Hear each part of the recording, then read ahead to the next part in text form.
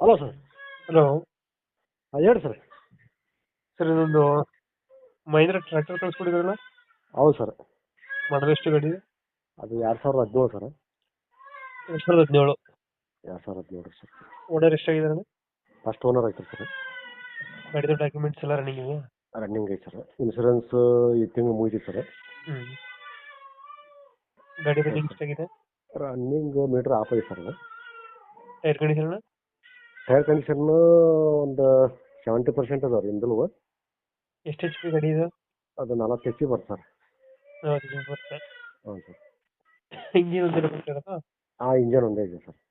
Engine ಒಂದೇ. Engine ಒಂದೇ ಇದೆ. 2000 ಎಷ್ಟು ಅಂದ್ರೆ ಮಾಡಲ್ಲ?